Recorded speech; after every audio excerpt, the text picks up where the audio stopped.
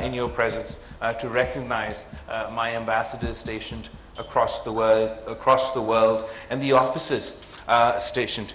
here at the Foreign Office that make it easy, make it easier to run the day-to-day affairs of this ministry. And a round of applause for all of them. Thank you.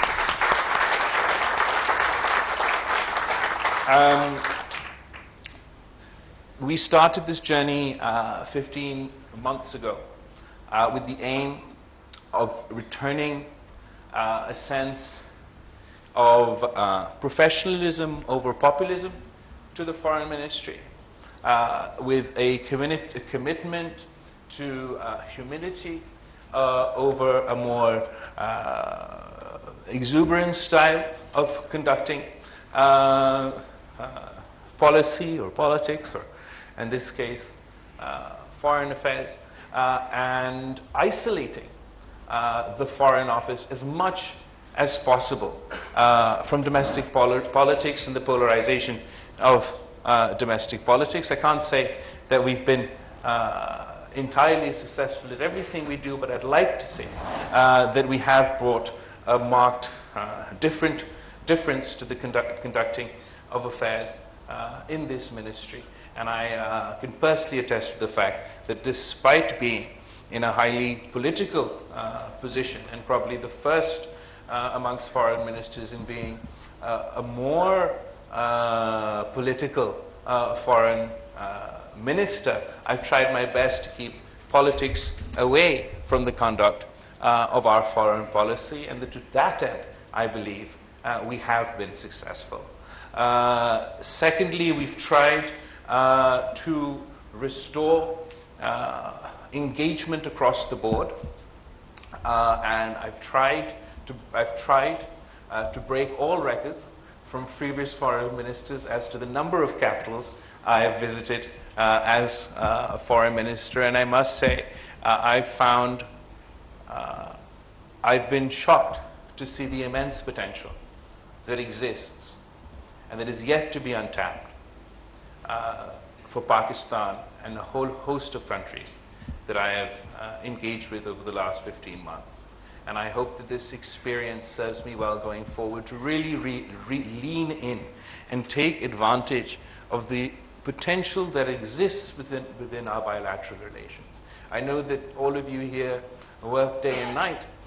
in improving those bilateral relationships, but I think you will all agree that for one reason or the other, we are unable to unlock the true potential of our respective bilateral relationships. And that's another area I believe that a new generation really must lean into working with the international community. We've seen time and time again that the challenges that Pakistan faces, or any country faces, are not restrained by borders. For example, when we experienced the catastrophic climate catastrophe last year, each and every one of you stepped up to help Pakistan, and it would have been impossible for us to meet that challenge had it not been for your support, for your country's support, and for your people's support. And the climate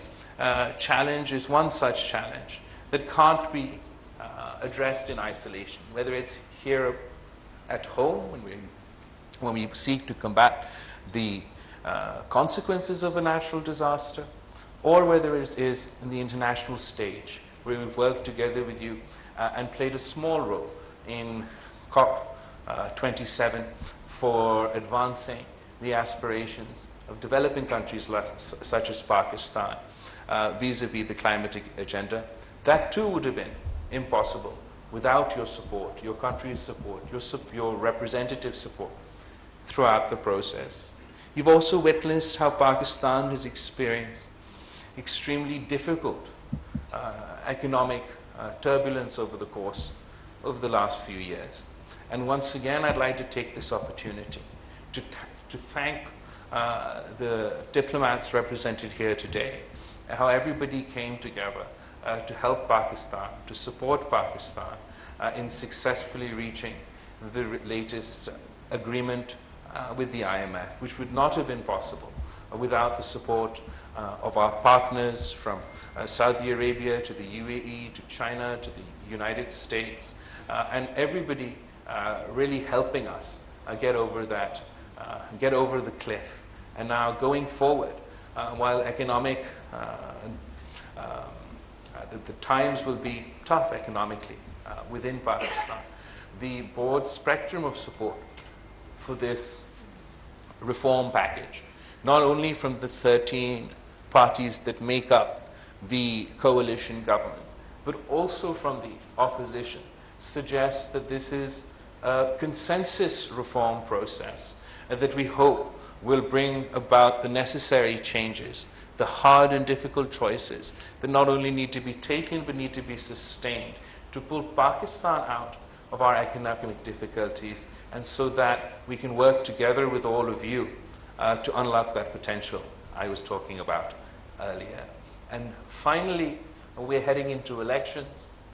and as with many countries represented here today,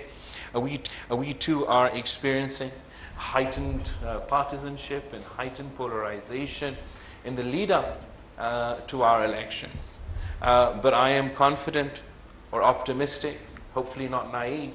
that after we conduct these elections in a timely manner, we'll be able to return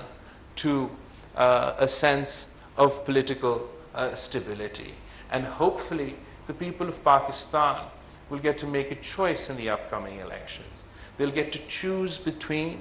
politicians or political parties that feed off the politics of hate, the politics of division, the politics of vendetta, or those politicians that offer a message of hope, that offer a message of unity, and have a sense of purpose and a desire to deliver. And the only way to deliver within the political system or the structure within Pakistan is to be singularly focused on your goals and on your aims and what you want to achieve, but also to strengthening those institutions that we all need to, that any government need to deploy in order to deliver, whether all civilian institutions, whether it is the federal parliament or the provincial parliaments. And I hope that the people of Pakistan will choose politicians and political parties in the upcoming elections that believe in expanding democratic space, expanding the hard-won civil liberties and freedoms that we've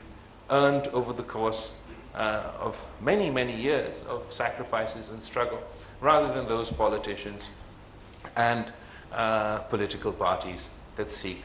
to contract that space. Once again, I thank you all for joining us here today. I've thoroughly enjoyed engaging with you over the last 15 months, and hopefully I'll get to engage with you a lot more in the months and years to come. Thank you. Thank you, everybody. वज़ीर ख़ारजा बिलावल भुट्टो सरदारी इस्लामाबाद में diplomatic core के एजाज़ में इशारे से खिताब कर रहे थे। उनका कहना है कि दुनिया के साथ अच्छे ताल्लुकात के ख़्वाह हैं।